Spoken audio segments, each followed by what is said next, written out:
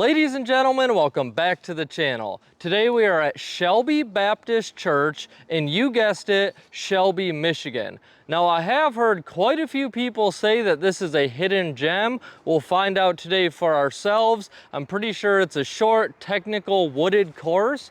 So go ahead, grab some bug spray, grab your pea waka waka, and let's go toss some plastic. All right guys, we've made it to hole 1 at Shelby Baptist Church. And I'll tell you right now, we have no T signs. They are just blank green pieces of OSB.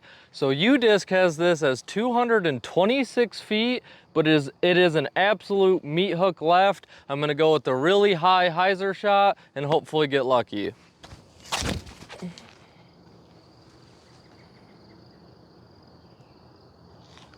All right. Not a perfect first throw of the day, but definitely good enough. We wanted to hang out a bit wider. We have about 35 feet left for the 2. A par to start, we take those. Hole 2, 211 feet, dead straight. This is a nice set of holes to kind of warm up the round with.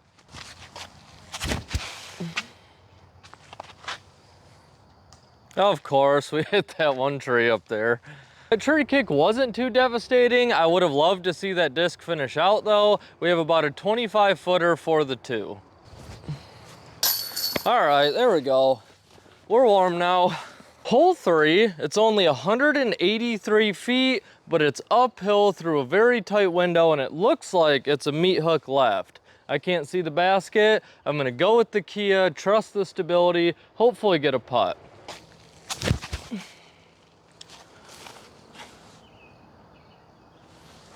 I should play pretty good, I think. Surprisingly, we did go a little deep. I think my Kia might finally be breaking in a little bit. We have about a 22 footer for the 2. All right, guys, here's a quick little tip of something that I've recently started doing and I've noticed really positive results. When I'm putting, I've added about 6 more seconds to my routine. And before I start it, I take a really big, deep, slow inhale, exhale. It helps you get in the zone, add that little bit of extra time to focus on the basket, and it's really made a big impact on my putting very quickly. Hole 4, it does feel a little early in the morning still for a shot like this. 291 feet, super tight tunnel shot the whole way. Like I said, a little too early for all that. All right, guys, we knocked about 50 feet off of that drive, and we still essentially have the same shot. So hopefully we can just walk out with a par here and move on to the next one.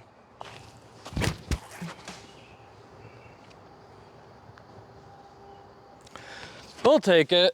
I love me some long tunnel shots. Usually I'm pretty decent at them, but when the ceiling is also super low, my game kind of tends to fall apart there. The Envy did its best to fight its way through those branches, leaving us about a 32 footer uphill to save our par. Let's go, man. The putting has been on. Hole 5, 197 feet.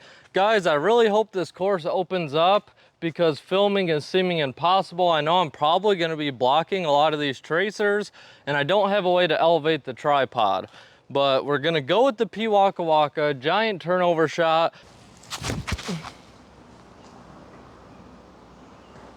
It felt pretty smooth. As soon as I let that go, I knew it was a good shot. Hole 6, I'm trying another new camera angle, so guys, please let me know. Over a lot of the tee pads, they have these low-hanging branches that just block the entire fairway. So I actually dropped the camera down to the ground, basically, filming at an upward angle. So please let me know. We have hole 6, 245 feet dead straight, but it is quite a bit uphill, so I am gonna disc up to a mid-range.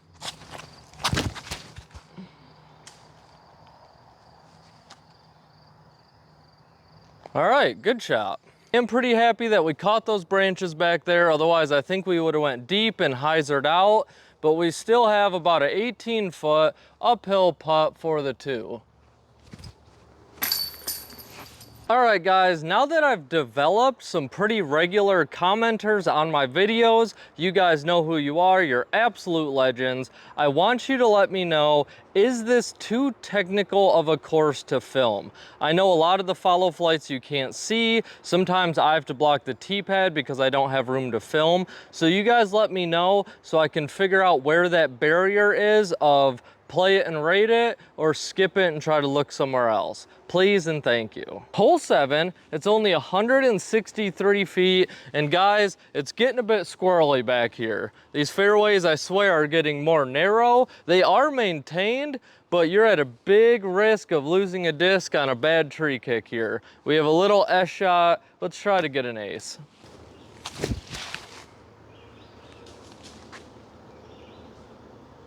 Not an ace, but a good shot. For the 2. Hole 8, U-Disc has this as 294 feet, dead straight with a left finish. I'm gonna try to get the hex to flip up for me, hopefully crash left, and leave ourselves with a putt.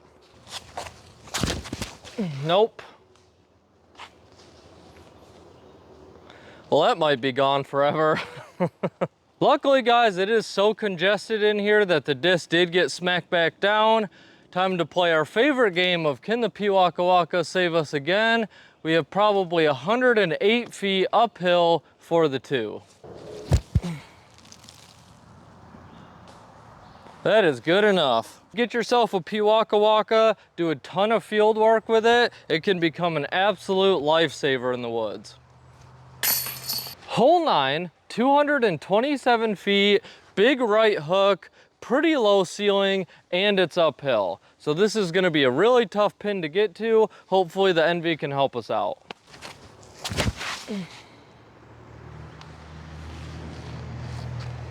It's not very often I throw the Envy on a big Annie shot, but I know that the Waka Waka would really struggle to get this distance uphill. Hole 9 break. Today I want to talk about something very serious that's... Hold on, guys. Hello? Craig, what, you know I'm filming. What do you want? You're on your way to the court. Craig, you don't have a vehicle. What do you... You borrowed a vehicle? Craig, whose vehicle did you borrow? You don't know. Craig, you have 19 DUIs. Craig, 19. You really think this is a good idea? Listen, I understand disc golf is life, man. I really get it, but 19's a pretty high number.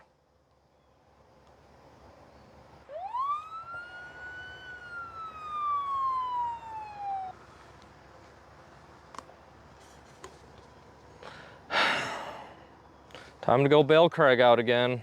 Hole 10, 201 feet, dead straight downhill with the right finish. I just let this guy pass, pulled out a 4-claw buzz, and absolutely piered it. So that was pretty cool to see. Let's see if I can do the same, but I don't have that smooth of a sidearm, so I'm gonna go backhand.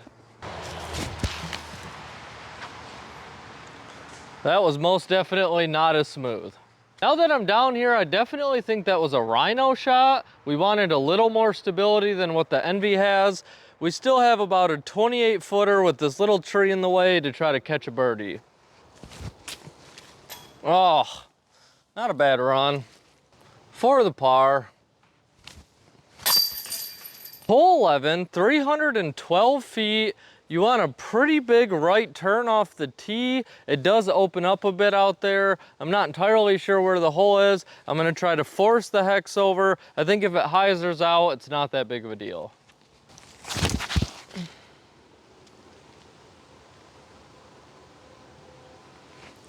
All right, hopefully that's pretty good. Really nice drive, guys. You can trust the hex on almost any line you put it on. Hole 12, 245 feet uphill. This is very similar to one of the holes we played in the beginning of the round. Again, I am going to disc up to a mid-range to help fight the elevation.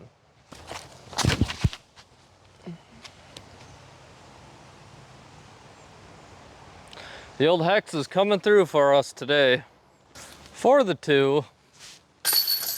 Hole 13, it's only 130 feet. It is basically just an L, dead straight, shoot left. I'm gonna go with the splice, try to get it up high around the trees, crash down, hopefully in the basket.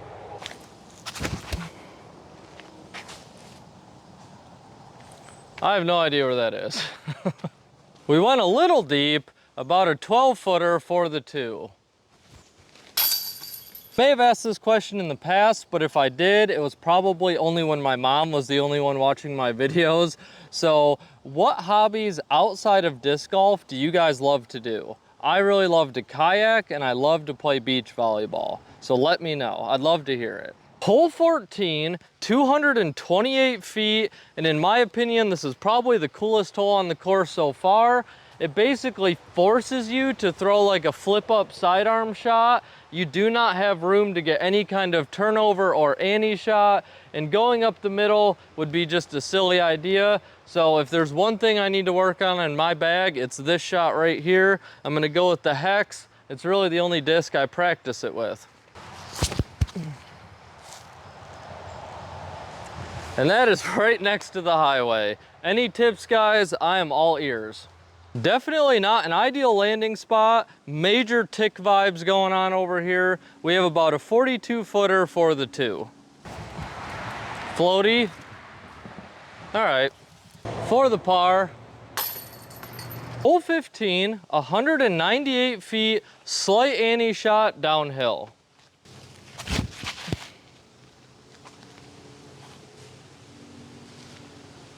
For the 2.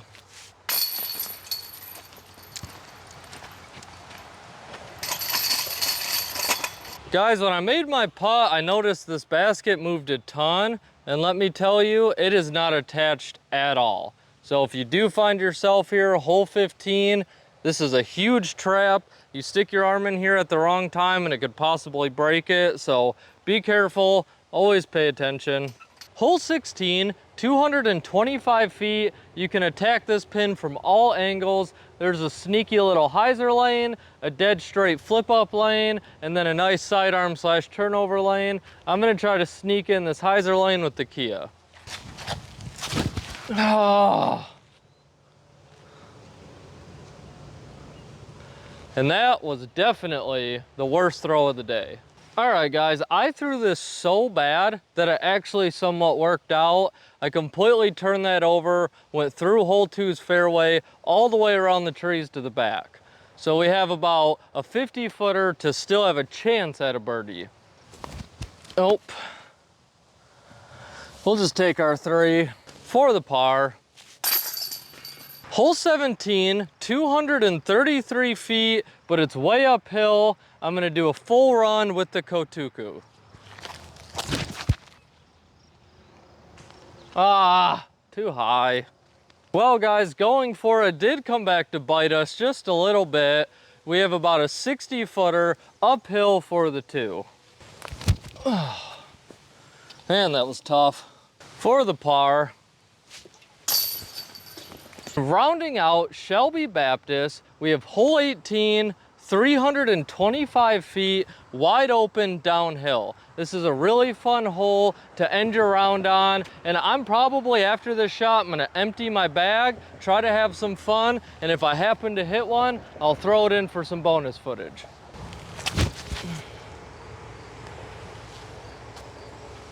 Go in? Oh my goodness, that's probably as close as I'm gonna get.